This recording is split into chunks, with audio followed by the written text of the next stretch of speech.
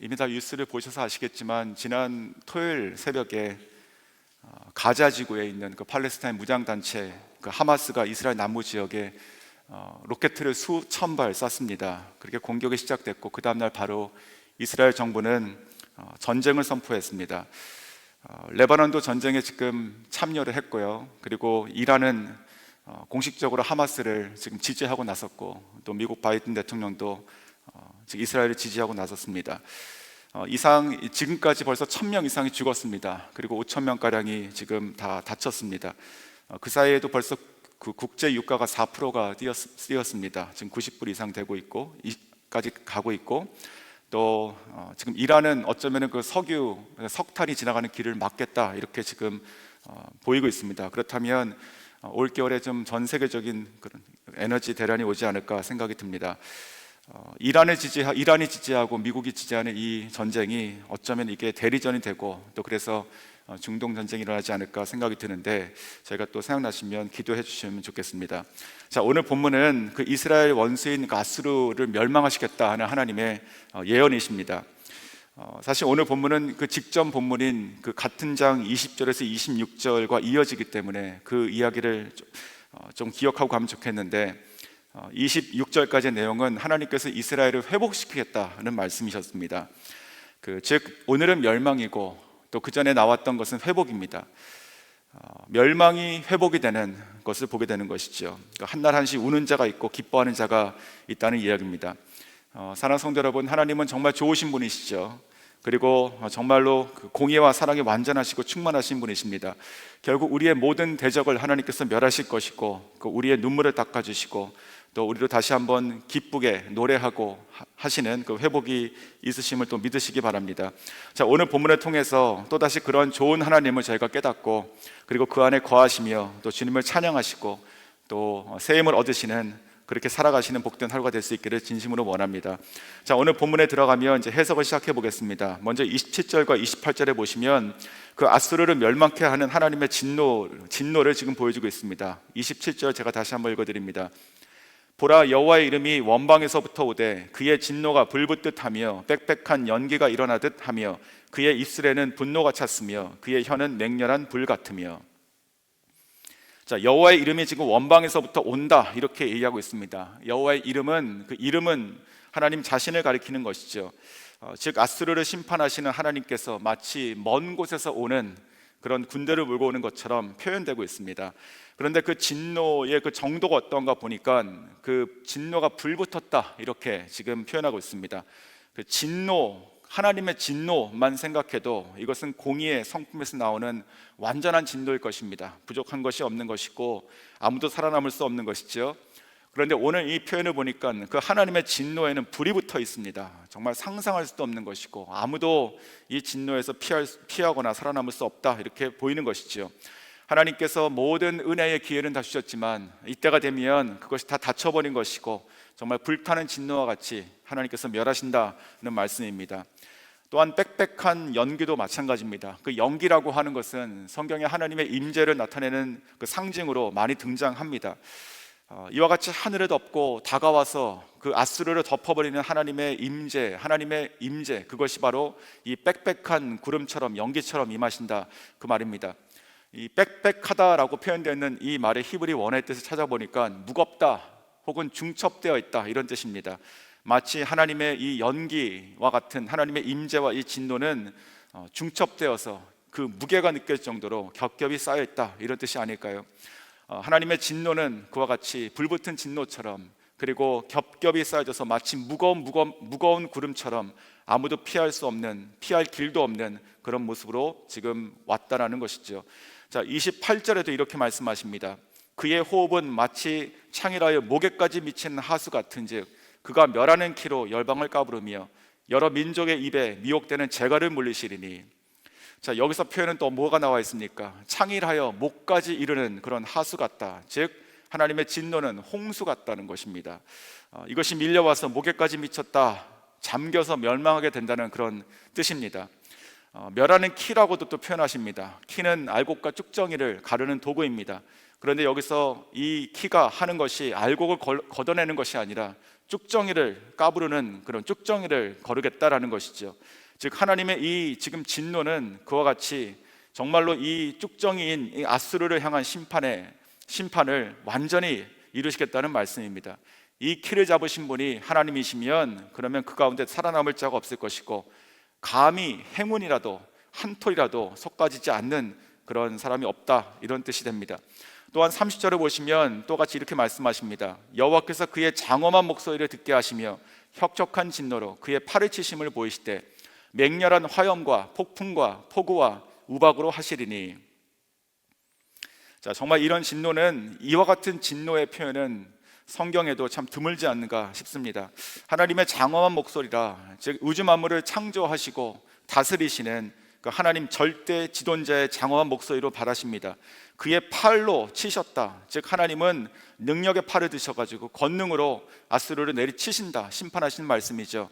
맹렬한 화염으로, 그리고 폭풍으로, 폭우로, 우박으로 하시리라. 모든 심판의 도구를 다 동원해서 쏟아 부으시겠다는 말씀입니다. 정말로 no mercy인 것이죠. 완전한 하나님의 공의가 지금 실현되고 있는, 악을 멸하시는 그런 하나님을 보고 있습니다. 자, 이상 27절과 28절 또 30절을 보시면 이와 같이 완전한 심판, 그리고 아수르를 멸망시키시는 하나님의 진노가 어떤 수준으로 임하는가를 저희가 보여주고 있습니다. 자, 그렇다면 같은 이 날이 지금 이스라엘 백성에게는 어떤 날이 되는가, 이제 그것을 살펴보겠습니다. 반대로, 완전히 반대로 보면 그 대축제의 날이고, 그리고 큰 기쁨의 날이 된다는 말씀을 하십니다. 29절입니다. 너희가 거룩한 절기를 지키는 밤에 하듯이 노래할 것이며 피리를 불며 여호와의 산으로 가서 이스라엘의 반석에게로 나아가는 자같이 마음이 즐거워할 것이라. 자, 거룩한 절기를 지키는 밤이라고 되어 있습니다. 자, 이것은 저녁의 절기가 시작되는 6월절을 뜻합니다. 즉 이스라엘 백성을 애굽의 압제에서 구원하셨던 하나님의 위대한 날인 것이죠. 그와 같이 아수르를 향하신 이 불붙은 진노를 퍼부으시는 날은 곧 이스라엘에게 있어서는 6월절과 같은 구원의 날이 될 것이고, 또 해방의 날이 될 것이고, 기쁨의 날이 될 것이고, 영광의 날이 될 것이라는 말씀입니다. 그 아수르 땅에서는 슬픔과 죽음만 있겠지만 이스라엘에게, 또 이스라엘 백성에게는 노래가 가득할 것이라는 말씀입니다. 그들은 여호와의 산으로 나아갈 것이며 마음을 다해서 여호와를 즐거워하고 노래한다는 말씀입니다. 자, 또다시 관점은, 오늘 본문은 아수르로 돌아갑니다. 31절과 33절까지 보시면 이 똑같은 날에 또 아수르는 어떻게 할 것인가 다시 한번 보여주고 있습니다.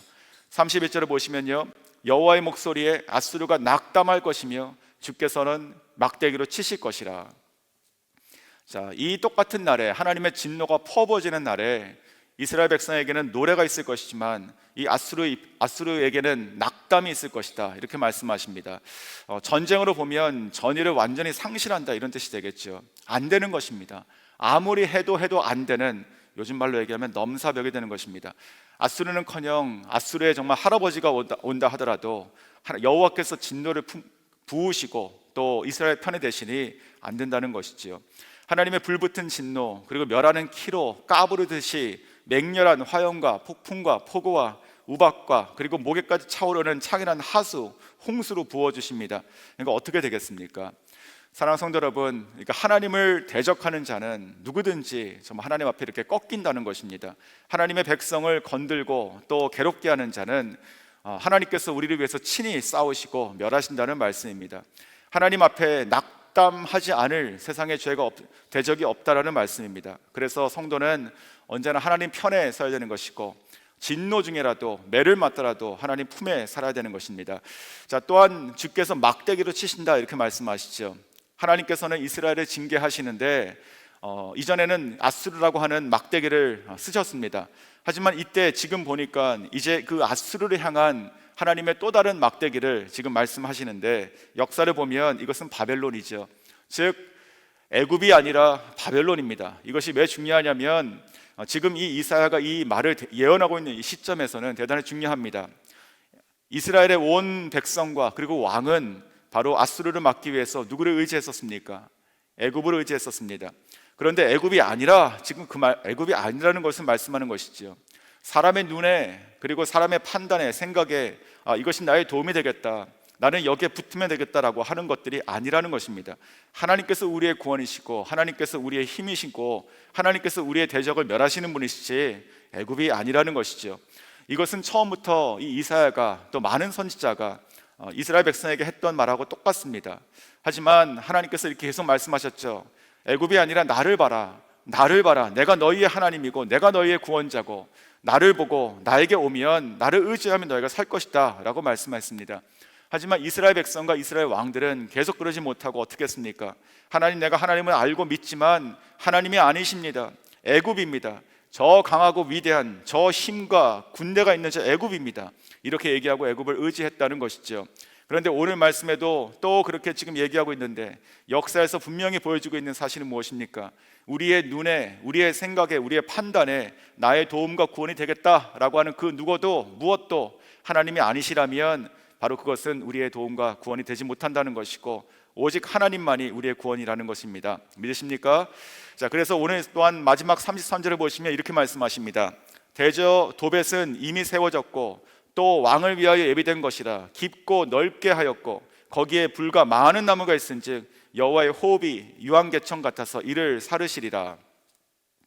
자, 도벳이 이미 세워졌다. 자, 이게 무슨 뜻일까요?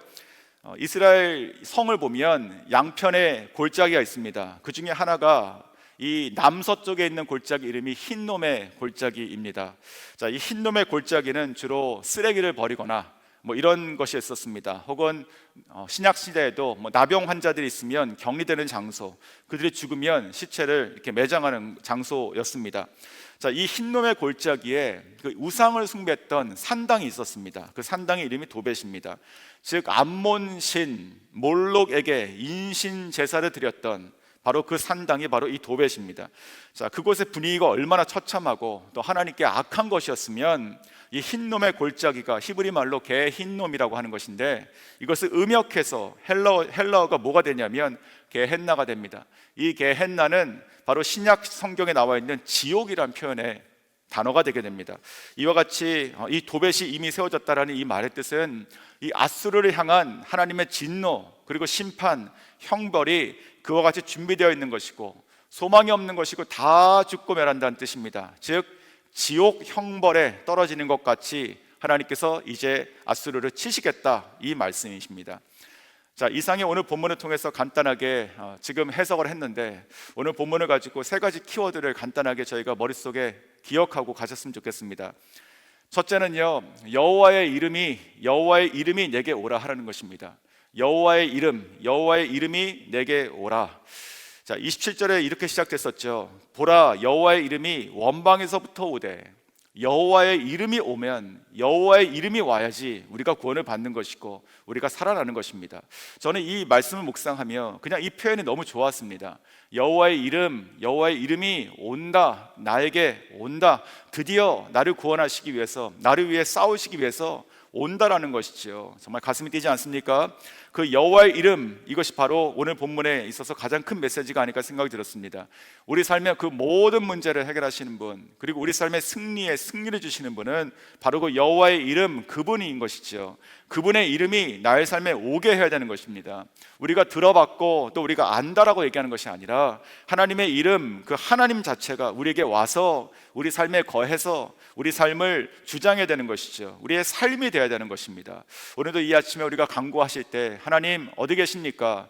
우리가 우리의 문제들을 가지고 하나님께 나아가기 전에 하나님을 찬양하시고 하나님의 위대한 성품을 우리가 송축하시고 그 하나님의 이름이 다시 나의 인생 가운데, 나의 생각 가운데, 나의 신앙의 중심으로 좌정하시기를 구하시면 좋겠습니다. 우리의 입술의 고백이 내가 가지고 있는 어떤 문제들, 하나님을 원망하는 마음들, 토로하는 것들, 이런 것이 아니라 정말 하나님의 그 이름을 송축하고 하나님의 자리를 우리 삶 가운데, 나의 마음 가운데 중심에 드리면서 여호와의 이름이 다시 나에게 오시고 나에게 좌정하시고 나의 왕이십니다 라고 고백하시는 그와 같은 그 여호와의 이름 가운데 거하시고 그 승리로 살아가시는 저 여러분 될 수 있기를 원합니다.